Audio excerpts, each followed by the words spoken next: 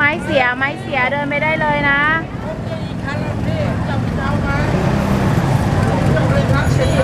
โอ้ยไม่พ้น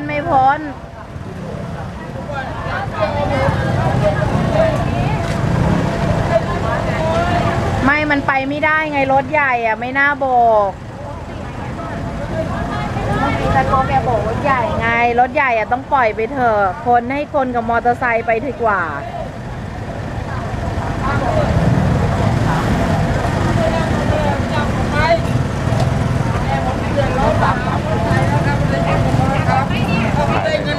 ไม้มันเสียค่ะ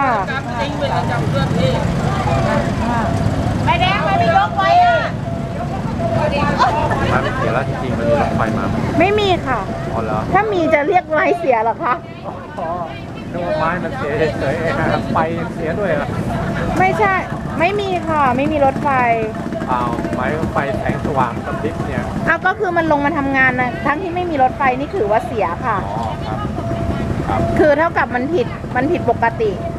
มันต้องลงเฉพาะที่มีรถไฟเหยียบสัญญาณอย่างนี้มันลงมาเอง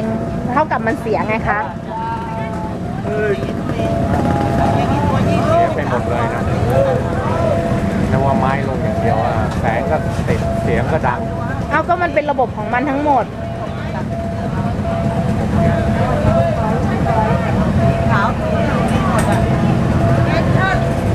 พร้อมตั้งแต่ที่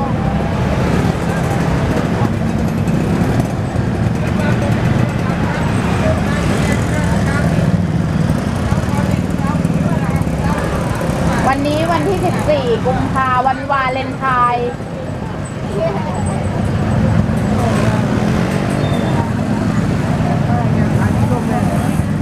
ตอนนี้กี่โมงละ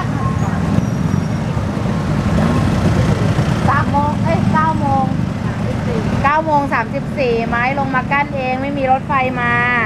วันนี้วันที่14 กุมภาพันธ์วันวาเลนไทน์เหมาะสำหรับที่รถไฟจะมอบความรักให้ทุกคน